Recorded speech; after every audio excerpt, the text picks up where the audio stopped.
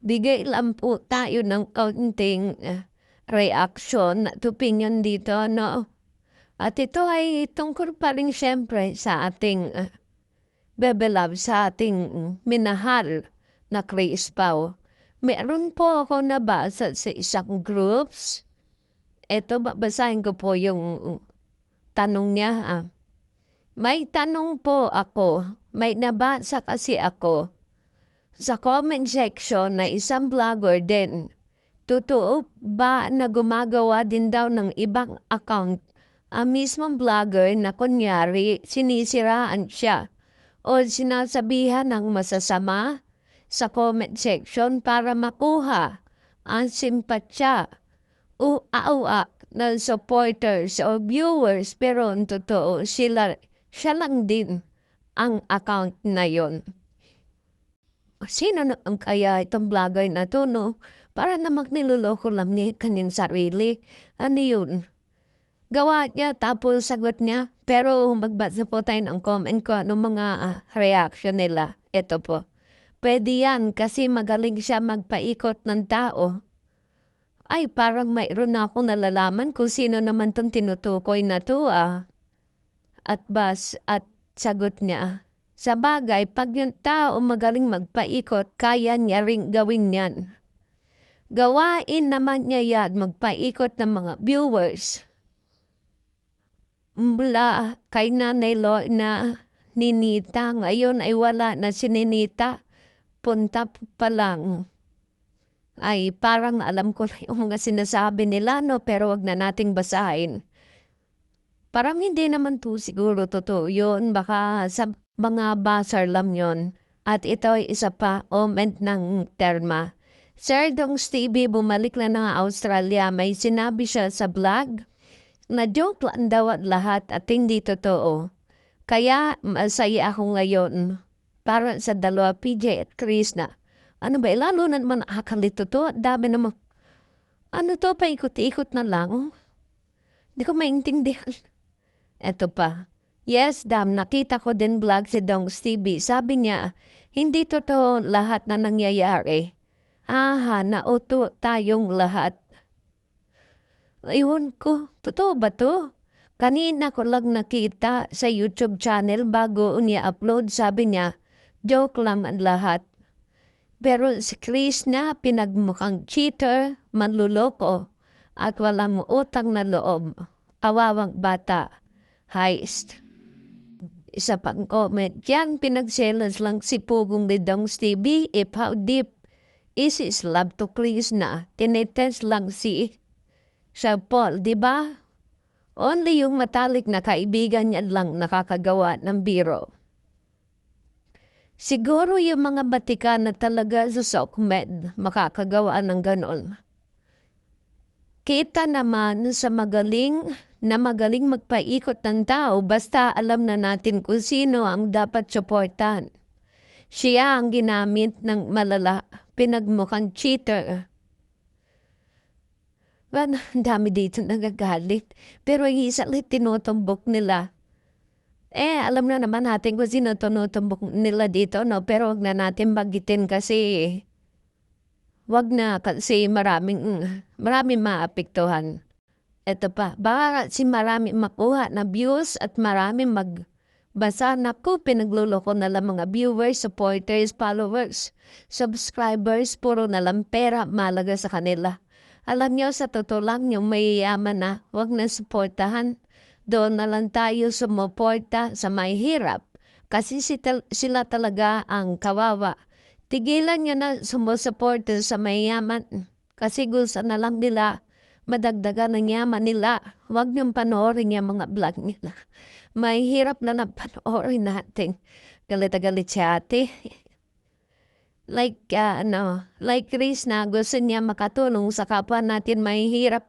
Sa kanya natin ibuhos ang panunod para yumaman din siya at makatulong sa may hirap. Tama po, ma'am. Focus po tayo, men, kay Baby Loves, Chris na. Talaga wag nating gawanan to. Ating i-guide at suportahan kasi kailangan tayo nito, may kailangan niya ng suporta. para lalo siya ma-inspired sa kanyang mga gagawin. At talagang alam ko na matutupad niya lahat ng kanyang mga pangarap. Eto pa, oh. Oo, may nabahasa din ako. Mga ganyan, lalo't tagilid sila. Sa bagay kapag tagilid ang na kaya magkunyari, nakapunda na yon, dami na sits na kuha niya. If you don't want to support his vlog, wag na lang. Ayoko maniwala na nakatagilid na si Ed. Daming At dito, bansahin natin ng isang rin dito, isang post dito sa isang groups na maganda yung niya. Maganda yung post niya, basahin natin. Hindi lahat ng love story may happy ending na diretso. Minsan ang ending ay luha, katahimikan, at mahal pa rin kita. Pero kailangan na nating bumitaw. Parang tulato, point doon. Hindi porket hindi masaya. Ang ending, hindi na tayo pwedeng mag-move on. Pwede, kailangan. Ang pag-move on, hindi paglimot, pagtanggap, tapos na yung chapter na yun. Iiyak mo, magluksa ka. Pero hindi mo kailangan tumigil doon habang buhay. Pero totoo rin kung sila talaga ang para sa isa't isa. Kahit desisyon nilang maghiwalay, ang tadhana, gagawa ng paraan. Iikot ang mundo, magkahiwalay man ang taon. Kung kayo talaga, kayo pa rin sa huli, ang tawag dyan, red string. Napuputol sa tingin pero nakatali pa rin. Wow, ngayon ko lang narinig itong red string. Ang mahirap lang, hindi natin hawak kung anong kwento yung sa atin.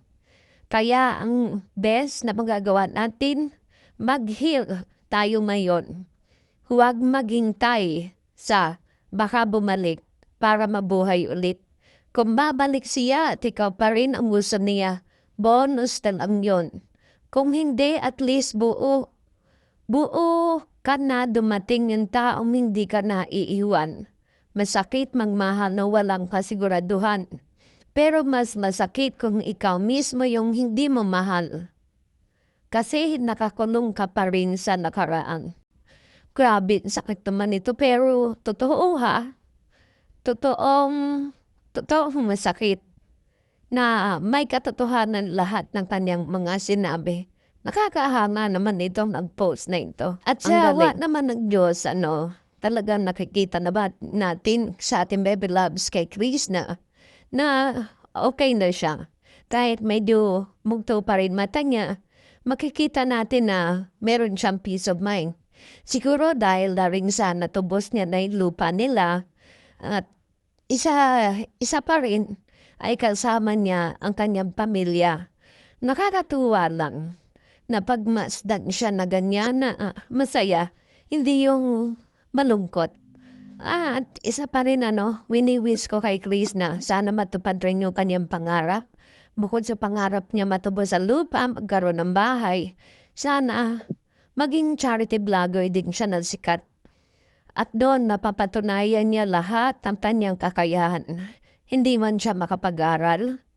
Makikita niya lahat ng kanyang mga nasa sa loob ang kanyang puso. Kasi mabait talaga itong bata na to eh.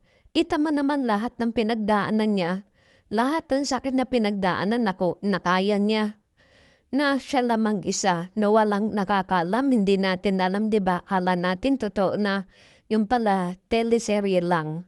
Sabi nga niya nung naglalaro sila sa terrace, sabi niya, nabanggit niya, wag niya naman paglaro ng damdamin ko, sakit-sakit na. Doon parang yung niya na yun, parang may laman. Nung sinabi niya yun, nag-isip na ako nun eh. Nung sinabi niya na yun, siguro napanood niyo yung naghaharutan sila sa terrace, tatlo sila. Si Sir Paul at saka si Rebecca Habana. Yun, doon niya nasabi yun.